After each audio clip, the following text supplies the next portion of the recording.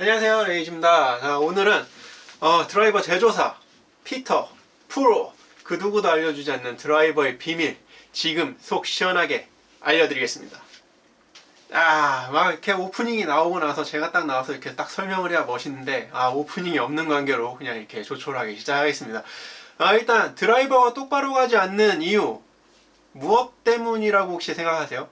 뭐 여러 가지 이유가 있겠지만 저는 딱 두 가지 정도로 얘기할 수 있을 것 같아요. 일단 첫 번째는 본인의 스윙의 문제고요. 그리고 두 번째는 장비의 문제입니다. 스윙에 대한 문제는 제가 얘기를 해드릴 수가 없어요. 저는 프로가 아니기 때문에. 저는 뭐 많은 분들이 아시겠지만 지금 7년차 이제 아마추어 골퍼고요. 아마추어 골퍼지만 좀 일반적인 골퍼분들보다는 좀 더 라운드를 많이 하고 그리고 더 많은 장비들을 사용해 본 입장에서 여러분들에게 어떤 정보를 전달해 드리고자 이렇게 영상을 준비했습니다. 일단 뭐 첫 번째 원인인 스윙에 대해서는 뭐 프로님들과 상의를 하시는 게 좋을 것 같고요.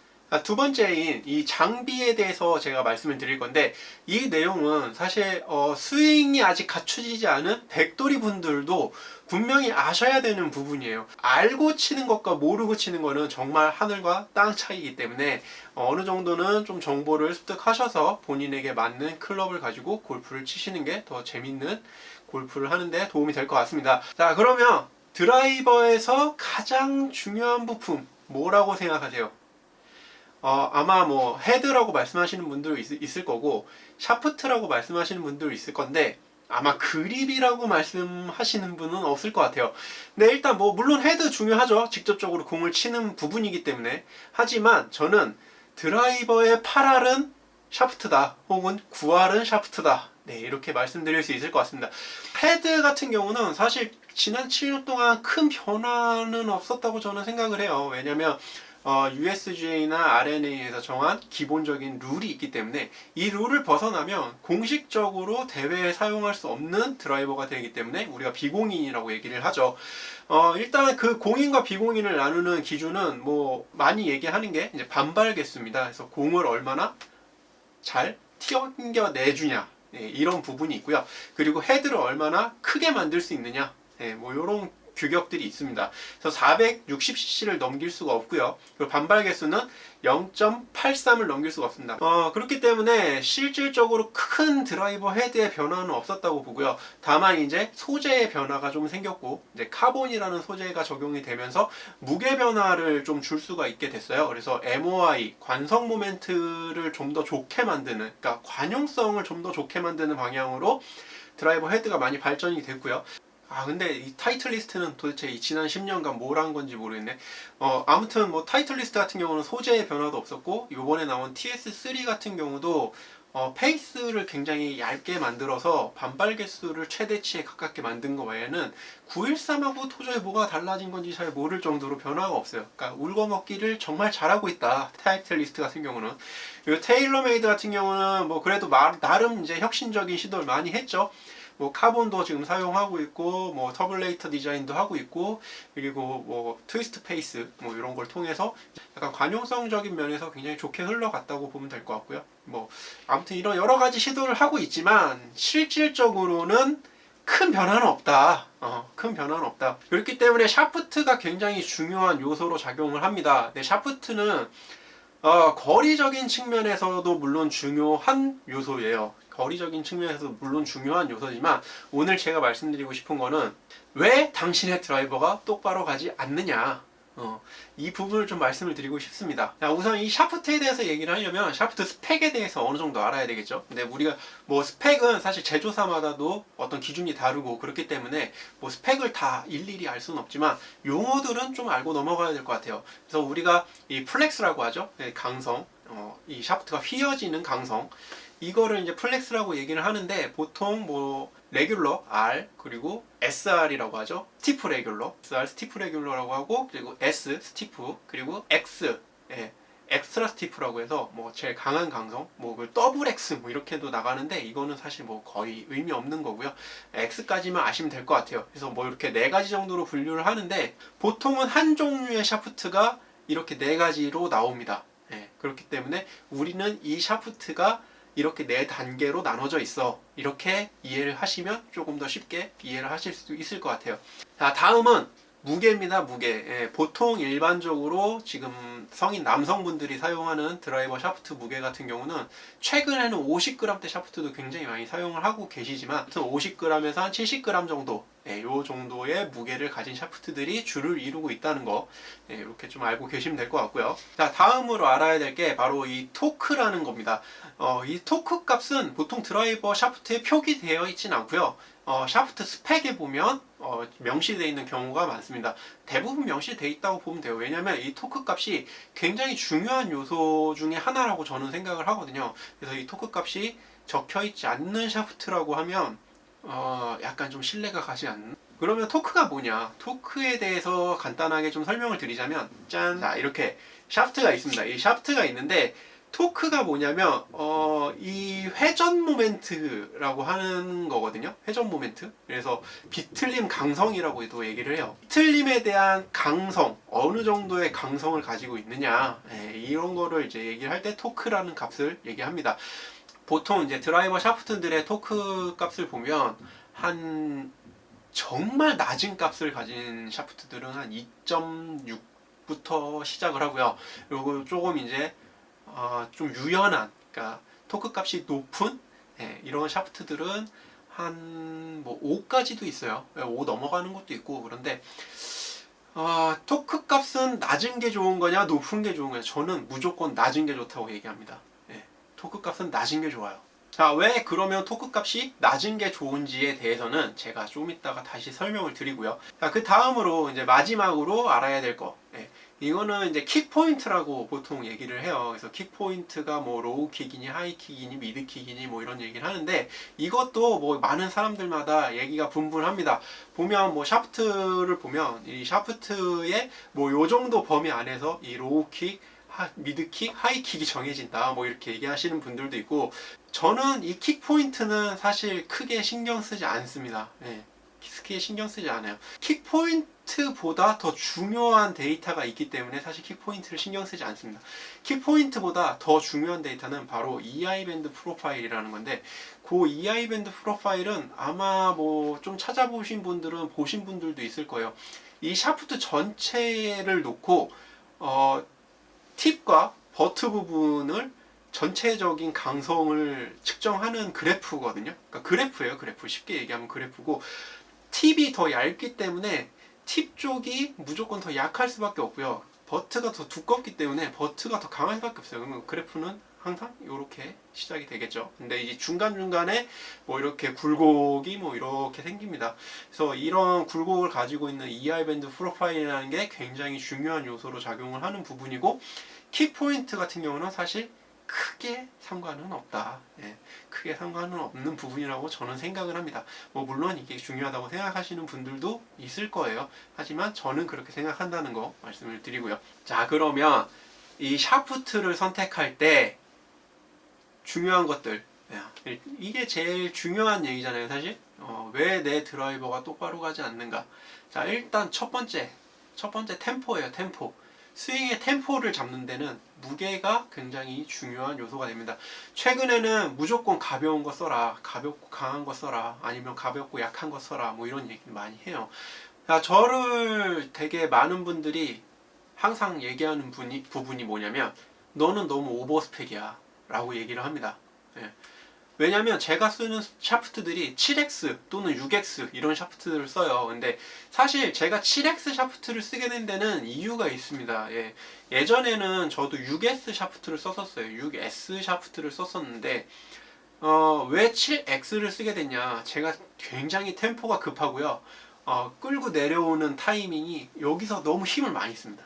전환 동작이라고 하잖아요. 그래서 막 이러면서 막 골프를 치니까 제 아시는 형님이 7X 샤프트, 여기 아마 지금도 있을 거예요. 제가 가지고 있는데, 이거는 제가 절대 누굴 줄 수가 없는 샤프트예요. 이 7X 샤프트, 이 UST 마미야에서 나온 아타스 4U 7X 샤프트입니다. 이게 7X긴 한데 사실 70g대 초반이고요. X라기보다는 S의 느낌이 나는 왜냐면 얘는 이제 더블 밴드라고 해서 약간 쉽게 얘기하면 킥 포인트가 두 군데 있는 이런 형태의 그래프를 가지고 있는 그런 샤프트입니다. 그래서 약간은 좀 유연하게 칠 수 있는 7X 샤프트다 뭐 이렇게 말씀드릴 수가 있는데, 제가 이 7X 샤프트로 바꾸고 나서 굉장히 이 급하게 막 이렇게 치던 버릇이 많이 없어졌어요. 그래서 좀 부드럽고 유하게 백스윙 탑에 올라가서 적당한 무게감을 느끼고 그대로 갖고 내려오는 이런 샷을 할 수 있게 됐습니다. 고중량 샤프트에 대해서 굉장히 좋은 생각을 가지고 있어요. 요즘 트렌드랑은 좀 많이 다른 부분이긴 한데 사람마다 그거는 다른 거니까. 그래서 굉장히 저처럼 이렇게 막 이렇게 템포가 빠르신 분들이라면 조금 고중량 샤프트를 한번 쳐보면 좀 낫지 않을까. 근데 뭐 무조건 다 권할 수 있는 건 아니에요. 왜냐면 저는 샤프트를 고를 때 제 첫 번째 요소는 36라운드, 36호를 뛰더라도 계속 같은 스윙을 할 수 있어야 된다. 가 첫 번째입니다. 그러니까 저 같은 경우는 연습장에 가서 이 샤프트를 가지고 드라이버 100개를 쳐도 거의 비슷하게 샷을 할 수 있어요. 그러니까 체력에 자신이 있습니다. 네. 체력 바보라서 체력에 좀 자신이 있어요. 그래서 일단 이런 중량에 대한 선택이 굉장히 또 중요한, 자기 템포를 지키는데 굉장히 중요한 요소로 작용을 한다고 생각하면 될 것 같고요. 두 번째 요소는 플렉스입니다. 플렉스. 뭐 플렉스 아까 말씀드렸지만 이게 굉장히 중요하잖아요. 이거 사람마다 너무 다르게 느끼는 거라서, 그리고 아까 말씀드렸듯이 제조사마다도 같은 S여도 샤프트 특성에 따라서도 이 느낌이 굉장히 다릅니다. 그래서 플렉스도 저는 그냥 내가 힘이 되고 버겁다는 느낌이 없으면 강한 거 써라 라는 주의를 가지고 있어요. 왜냐면 이 플렉스가 약하면 약할수록 우리가 지금 이렇게 흔들었을 때는 크게 뭐 흔들리는 것 같지 않지만, 여기서 전환 동작을 하고 샤프트를 끌고 내려와서 이 임팩트가 되는 순간에는 굉장히 많은 움직임을 가지고 있습니다. 그렇기 때문에 이 움직임이 많으면 많을수록 샤프트가 휘어졌다 펴지는 탄성을 이용해서 거리를 추가적으로 얻을 수 있는 장점이 있죠. 근데 이 장점에는 단점이 분명히 있습니다. 예, 단점이 없을 수가 없어요. 왜냐면 움직임이 있는 거잖아요. 내가 제어할 수 없는 움직임이 있는 거잖아요. 그러니까 제가 원하지 않는 방향으로 갈 수 있는 확률이 높아질 수밖에 없다고 생각을 합니다. 내가 드라이버 비거리에 정말 부족하다고 느끼지 않는 한 강한 걸 쓰는 걸 추천을 드립니다. 실제로 더 강한 샤프트를 권해서 볼 스피드가 올라가는 그런 경우도 저는 많이 봤어요. 약한 플렉스 샤프트로 도움을 받을 수도 있지만 오히려 힘을 뺏기는 경우도 굉장히 많습니다. 그렇기 때문에 샤프트의 플렉스는 여러 가지를 쳐보고 내가 감당할 수 있는 가장 강한 플렉스를 치는 게 저는 더 공을 똑바로 보내는데 용이하다고 생각합니다. 자, 그 다음으로 얘기해야 할 부분이 바로 이 토크 값입니다. 이 토크 값에 대해서는 사실 제가 할 말이 굉장히 많아요. 왜냐면 이 샤프트가 우리가 스윙을 할 때 보면 플렉스만 보는 게 아니잖아요. 이렇게 좌우로 움직이거나 아니면 이렇게 위아래로 움직이는 게 아니잖아요. 그러니까 사실 이 플렉스보다는 이렇게 우리가 이렇게 드라이버를 돌렸을 때 이 토크 값이 작용을 한단 말이에요. 근데 실제 스윙도 이렇게 돌아가는 것과 크게 다르지 않습니다. 왜냐하면 상하 좌우 운동을 동시에 하기 때문에 헤드의 무게중심이 여기에 있어요. 그러니까 드라이버의 무게중심이 여기에 있고 샤프트는 이쪽 끝에 붙어 있잖아요. 그러니까 결국에는 무게가 이렇게 실릴 수밖에 없는 구조예요. 그래서 드라이버의 중심점이 가운데에 있고 우리가 볼을 쳤을 때 헤드가 돌아간다는 거죠. 우리가 치는 샤프트는 이쪽에 붙어 있고 중심은 여기 있어. 그러면 토크 값이 약하면 약할수록 어떻게 되겠어요? 이게 이렇게 더 많이 비틀릴 거 아니에요, 이렇게. 그죠? 그렇기 때문에 이 토크 값이 강한 샤프트일수록 내 방향성을 지키는데 더 유리하다. 네, 그렇게 말씀드릴 수가 있을 것 같습니다. 보통 뭐 제가 쓰는 샤프트 같은 경우는 2.9 정도 토크 값을 가진 샤프트를 많이 사용을 해요. 뭐 최대로 높은 토크 값을 가진 샤프트를 썼던 게 3.1입니다. 뭐 예전에 그 전에는 뭐 3.6짜리도 썼었고, 근데 방향성이 굉장히 안 좋았죠. 근데 이렇게 강한 샤프트를 쓰면서 토크가 높은 샤프트를 쓰면 미스샷이 발생했을 때 얼마나 오차를 줄일 수 있느냐가 우리가 드라이버를 똑바로 보내냐 못 보냐는 거거든요. 결국에는 이 센터 가운데 이 중심점이 있는 이 가운데 여기 이렇게 딱 맞출 수 있는 사람이 몇 명이나 되겠어요, 아마추어 중에. 예.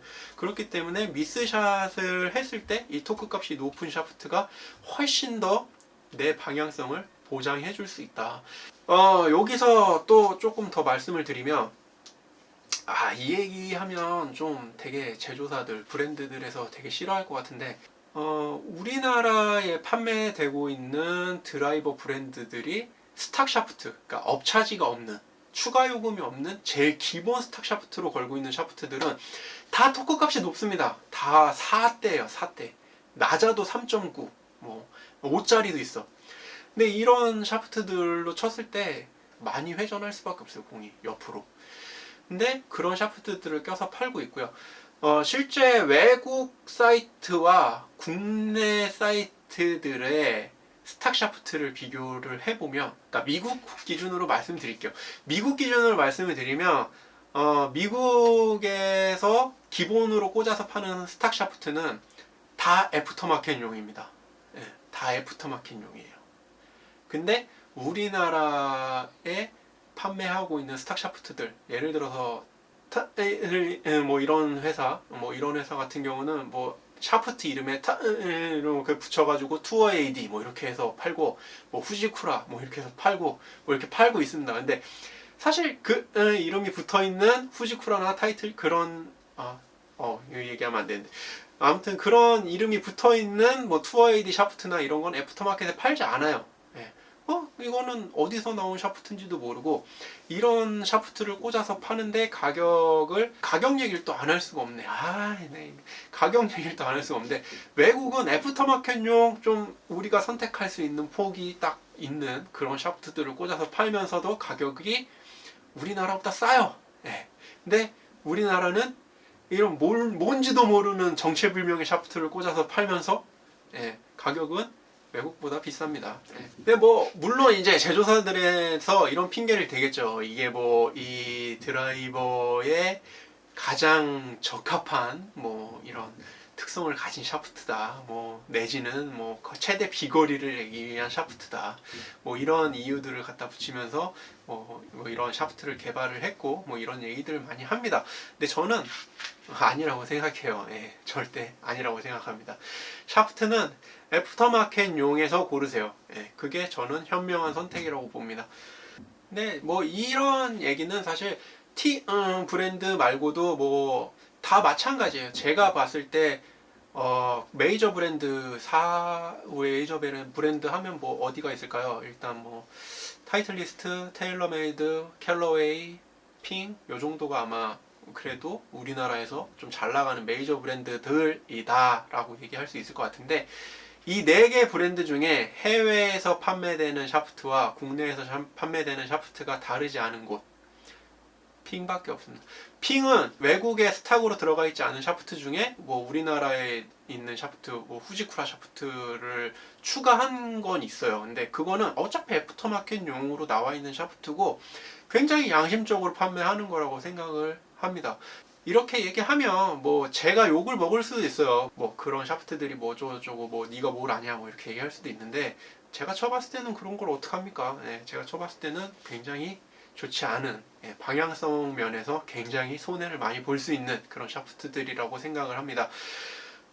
그리고 뭐 아니땡 굴뚝의 연기는 또 안 나잖아요. 그러니까 뭐 이거는 카더라 통신이긴 한데, 그렇게 만들어진 샤프트, 그러니까 브랜드 이름을 붙여서 만들어서 꽂아서 우리가 기본 스탁이라고 판매하고 있는 그런 샤프트들은 굉장히 저가에 생산되고 있다는 소문을 들은 적이 있습니다. 이거는 카더라예요. 카더라. 제가 한 게 아니고 카더라. 근데 뭐 제가 들은 얘기는 그렇습니다. 그래서 굉장히 저렴한 비용에 생산을 해서 이렇게 스탁 샤프트로 구성을 해서 판매를 하고 있다, 뭐 이런 얘기를 들은 적이 있습니다.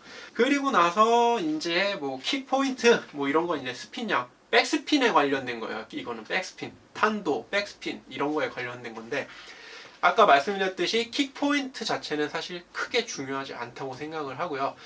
킥포인트보다는 EI 밴드 프로파일이라는 그래프를 참고하시면 좋은데, 이 그래프는 사실 제조사들이 잘 제공하지 않습니다. 자, 오늘 이렇게 샤프트에 대해서 얘기를 좀 드리면서 제가 왜 고중량 샤프트에 오버스펙을 사용하는지에 대해서 좀 말씀드릴 수 있는 그런 시간이 됐었던 것 같습니다.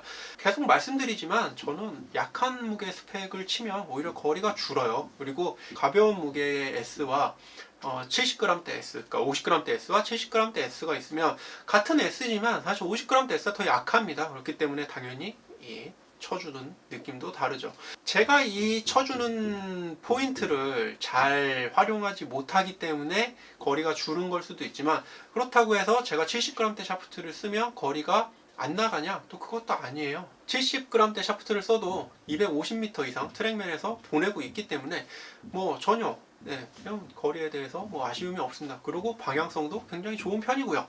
그걸 뭐 그러면 된 거 아닙니까? 뭐 사실 뭐 거리가 180m, 200m 안 나가시는 분들은 굉장히 고민이 많을 거라고 생각이 되는데요. 한 번쯤은 좀 고중량 샤프트나 어떤 더 플렉스 강한 샤프트를 시도해 보시는 것도 나쁘지 않다는 겁니다. 샤프트 선택을 할 때 스윙 스피드가 낮기 때문에 약한 샤프트를 써야 된다, 가벼운 샤프트를 써야 된다 이렇게 얘기하지만, 오히려 이 쳐주는 포인트를 잘 못 잡기 때문에 스윙 스피드가 떨어지는 경우도 분명히 있을 수 있다는 겁니다. 실제로 제 주변에서도 그런 경우를 많이 봤고요. 뭐 아무튼 이렇게 오늘 샤프트에 대해서 좀 얘기를 해봤고요. 많이 알면 그만큼 더 재밌어요. 이 장비에 대해서 공부하는 것도 재밌고 나한테 맞는 장비를 찾아가는 과정도 굉장히 재밌기 때문에 이런 얘기 궁금하신 거 있으시면 뭐 댓글 달아주시면 또 제가 얘기해 드릴 수 있도록 하고요. 자, 그러면 오늘은 샤프트에 대해서 알아봤고요. 자, 드라이버 똑바로 보내고 싶으시면 일단 첫 번째, 스탁 샤프트는 무조건 피해라. 그리고 가능한, 내 체력이 허락하는 한 강하고 무겁고 토크가 낮은 그런 샤프트를 사용해라. 이렇게 정리해 드릴 수 있을 것 같습니다. 그러면 전 다음에 다른 이야기로 또 찾아뵙겠습니다. 안녕.